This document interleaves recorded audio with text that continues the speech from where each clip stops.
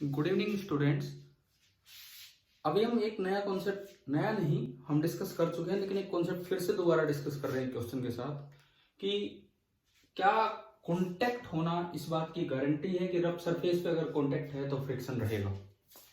एक बार हम ये चीज डिस्कस कर चुके हैं। रफ सरफेस पे अलमीरा रखी हुई है, आप धक्का नहीं लगाओगे कोई फ्रिक्शन नहीं लगता, तो ये चीज तो हम पहले भी डिस्कस कर चुके हैं। लेकिन अब इस क्वेश्चन में देखते हैं।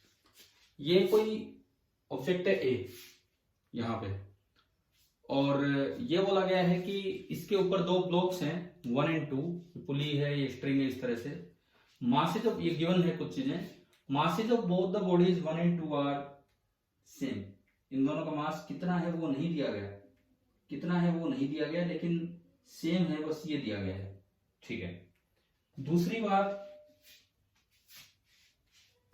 म्यू फ्रिक्शन कोफिशिएंट है कहां कहां, यहां और यहां। ये बात मैं यहां मेंशन कर देता हूं कि ये सरफेस स्मूथ है, यहां नहीं है, ग्राउंड और यहां नहीं है।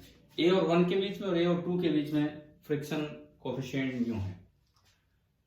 String and pulley massless and frictionless है। स्ट्रिंग एंड पुली में कोई मास नहीं है, कोई फ्रिक्शन नहीं है, इस तरह का अरेंजमेंट है। अब देखिए, म्यू लेस देन 1 है जो जनरली होता है। अगर मैं इसको यूं छोड़ दूं तो इसको नीचे लाने वाला फोर्स है mg, इसका वेट, इसको नीचे लाने वाला फोर्स है, इसका वेट mg, और रोकने वाला फोर्स यहाँ का फ्रिक्शन ही होगा, और वो मैक्सिमम फ्रिक्शन हो सकता है म्यू टाइम्स n, यानी कि म्यू इंटू mg, क्योंकि यहाँ नॉर्मल mg के बराबर है। तो नीचे लाने वाला फोर्स mg और रोकने वाला फोर्स म्यू mg।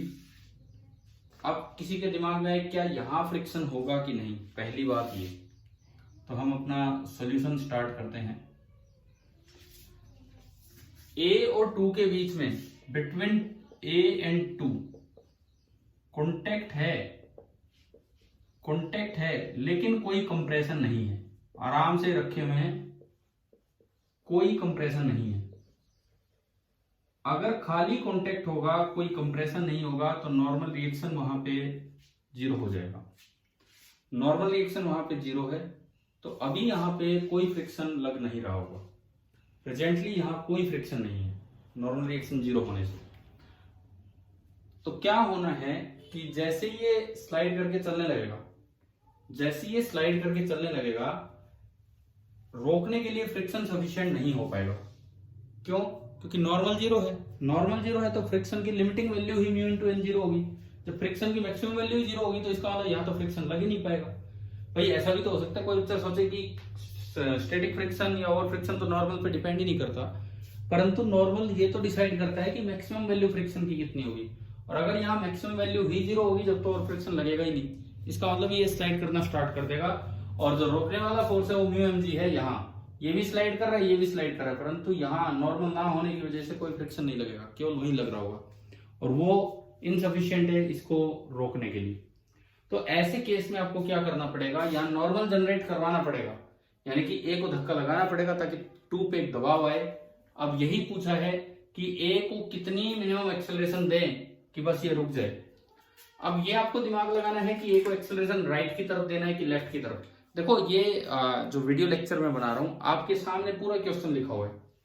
आप इसको पॉज कीजिए, इसको रोकिए, पहले खुद ट्राई कीजिए 5 मिनट 10 मिनट, उसके बाद आप ये सोल्यूशन देखिए। वीडियो लेक्चर का यही बेनिफिट है कि मैं लगातार बना सकता हूं, आप इसे रोक के एक बार ट्राई कीजिए जरूर, फिर देखिए कि आपसे होता है नहीं होता है। अब देखें, मान लो हमें इसको एक्सेलरेशन देने हैं आगे की तरफ, राइट की तरफ। Let the block A be accelerated towards right with an acceleration A note.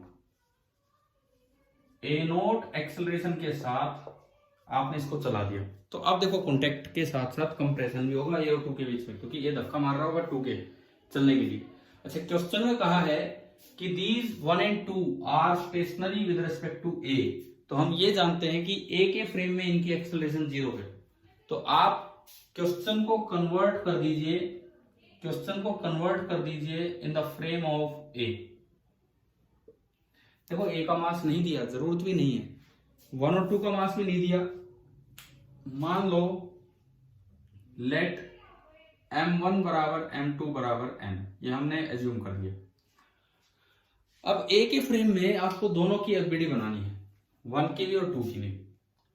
मैं यही दिखा देता हूं इसी सवाल में आपको फ्री बॉडी डायग्राम बना के। 2 पे नीचे लग रहा होगा mg, ये हमने m माना है। 2 पे नीचे की तरफ जो फोर्स लगेगा दैट इज mg। ऊपर टेंशन, एक अब कॉन्टेक्ट हो गया है, नॉर्मल रिएक्शन, कॉन्टेक्ट के साथ साथ कंप्रेशन भी हो गया है, और एक शूडो फोर्स, उसकी वजह से ही तो नॉर्मल रिएक्शन लगेगा। पीछे की तरफ लगेगा क्योंकि एक्सेलरेशन आपने ए आगे मानी है, नॉर्मल जनरेट करवाने के लिए शूडो पीछे लगवाया, तभी तो नॉर्मल जनरेट होगा। इसके फ्रेम में रेस्ट पे रखने के लिए n बराबर एम ए नोट, और अगर एम ए नोट पीछे जनरेट करवाना चाहते हो तो एक्सेलरेशन आगे देनी होगी, तभी शूडो फोर्स पीछे लगेगा। ये तो हो गई इस पे फोर्सेज। अब ऊपर वाले को देखो, इस पे टेंशन टी इधर, ये रेस्ट पे है, यहां पे फ्रिक्शन इधर लग रहा होगा, इस पे एक फ्रिक्शन और रह गया। अच्छा, मिनिमम की बात करते हैं तो एक्सट्रीम केस में आप लगा दिया करो लिमिटिंग फ्रिक्शन।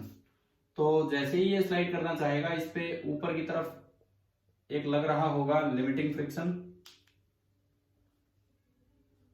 FL2, और एक लग रहा होगा लिमिटिंग फ्रिक्शन यहां FL1। इसके अलावा ये N2 है, एक नॉर्मल रिएक्शन इस पे लगेगा N1, इस पे नीचे mg।